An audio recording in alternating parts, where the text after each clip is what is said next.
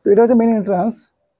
Main entrance যখনই আপনার সিঁড়ির নিচ দিয়ে হবে, সিঁড়িটাকে সবসময় লক্ষ্য রাখতে হবে, যাতে সিঁড়ির যে এই হাইটটা যেটা এন্ট্রান্স হবে অবশ্যই মিনিমাম 7 ফিট হয়। তো ওই অনুযায়ী আপনাকে যে এটা আপনার বিম, যে বিমটা আমাদের ফ্লোরে আমরা বিম দেওয়া আছে, এখানকার বিমটা আমাদের ডাউন করা হয়েছে। আপনাকে মেজারমেন্টটা প্রপারলি করতে হবে। আমার সিঁড়িতে যাতে আমি, কারণ এরপর ঢালাই হবে একটা, আবার 4-5 ইঞ্চি ঢালাই হবে, তারপর আমাদের টাইলস মার্বেল লাগতে পারে। তারপর যাতে আমার যে গেট হবে, গেটের হাইট মিনিমাম যাতে আমার 6.5 ফিট টিকে, প্লাসটা বাকি আছে এখনো। তো তার ফলে কি হবে, যদি আপনি ভবিষ্যতে যেটা উঠেও যায়, আমি হাইট আমাদের মোটামুটি আছে 7.5 পৌনে 8 ফিট আছে হাইটটা আমাদের। তো আমি যদি এখন এখানে মোটামুটি আমি 1 ফুট উঠিয়েও দিই ফ্লোরটাকে, তা কিন্তু হাইটটা আমরা ঠিক পেয়ে যাব।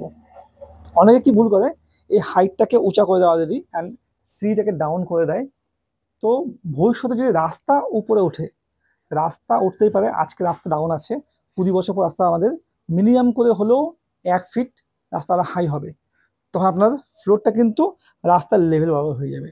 যাতে তখন আপনার স্কোপ থাকে যে আপনি ফ্লোরটাকে আরও 6 ইঞ্চি 1 ফুট উঠাতে পারেন। তার জন্য আপনাকে এই ডিস্টেন্সটা এখন থেকে কিন্তু রাখতে হবে দিয়ে। তো এই হাইটটা আপনি অ্যাটলিস্ট 6 ইঞ্চি দরকার আছে। এরপর হচ্ছে সিঁড়ি আমাদের। এখানে আমাদের দুটো ধাপ হবে, ধাপ হয়ে আমাদের সিঁড়ি উঠবে, অ্যান্ড এটা আমাদের ঘরের মেন এন্ট্রান্স। সিঁড়ি উইডথ আমাদের 3 ফিট রাখা আছে, এটা আমাদের আছে 10 ইঞ্চি। তো আমাদের ফ্ল্যাট সবসময় যেটা হচ্ছে ট্রেড বলা হয় ইঞ্জিনিয়ারিং ভাষায়, যেটা আমাদের পাদানি, ওটা আমাদের 10 ইঞ্চি, অ্যান্ড এর হাইট আমাদের 5 ইঞ্চি আছে। 5 ইঞ্চি আছে, ম্যাক্সিমাম 6 ইঞ্চি করতে পারেন। 5 থেকে 6 ইঞ্চি মাঝখানে, যদি 4 ইঞ্চি হয় সেগুলো সমস্যা, আর যদি এটা আপনার 6 ইঞ্চি বেশি হয়ে যায় সেগুলো সমস্যা। তো সিঁড়ি স্ট্যান্ডার্ড যেটা হাইট থাকে রাইজারের জন্য, সেটা হচ্ছে আপনার 5 থেকে 6 ইঞ্চি। আর এর মধ্যে আপনার সমস্ত যেটা মেজারমেন্ট অনুযায়ী যে কাউন্টিং থাকে, কত স্টেপ হবে, সেটা কিন্তু সেই হিসেবে হয়। তো একটা ফ্লোরের হাইট আমাদের হয়ে থাকে 10.5 থেকে 11 ফিট, সেই হিসাবে স্টেপ আমাদের হবে 21 থেকে 22টা। যদি আপনার 5 ইঞ্চি হয় তাহলে আমাদের 22টা স্টেপ, যদি 6 ইঞ্চি হয় তাহলে 21টা স্টেপ।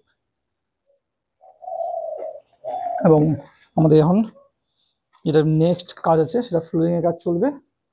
ফ্লোরিংয়ের কাজ হওয়ার আগে ভালো মতো কিন্তু, যদিও এখানে বালু দিয়ে ফিলিং করা হয়েছে, তারপরে কিন্তু জল দিয়ে অবশ্যই ভালো মতো এটাকে কম্প্যাকশন করতে হবে। কম্প্যাকশনটা প্রয়োজন। কম্প্যাকশন যদি না হয় তাহলে কিন্তু আপনার, যদি আপনি টাইলস না লাগান, টাইলস লাগালে কি হচ্ছে, কম্প্যাকশনটার পরে যদি ফাটল আসে সেটা বুঝতে পাওয়া যায় না। কিন্তু যদি কোনো কারণে আপনি টাইলস না লাগালেন, নর্মাল যদি আপনার ঢালাই হলো, নর্মাল আপনি প্লেন পলিশ করলেন, তাহলে কিন্তু আগামী 1-2 বছরের মধ্যেই আপনার যে ফাটলগুলো সেগুলো দেখতে পাবেন। যদি ভালো মতো কম্প্যাকশন না হয় ফাটবে। তার জন্য দরকার আছে কি, বালু দিয়ে ফিলিং করা প্রথম কথা।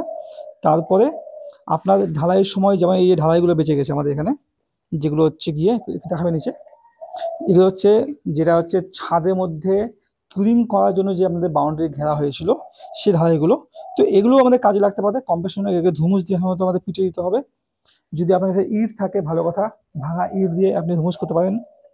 ধুমুস করে নিয়ে ভালো মতো কম্প্যাকশন করে নিয়ে তারপরে মেঝেটাকে ঢালাই করবেন।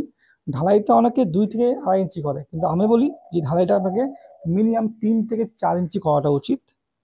আর ঢালাইয়ের সময় অবশ্যই আপনার লক্ষ্য রাখতে হবে, ভাইব্রেটার ইউজ না করলেও আপনাদের ভালো মতো পাটা পিটিয়ে ঢালাইটাকে ইউজ করা হয়।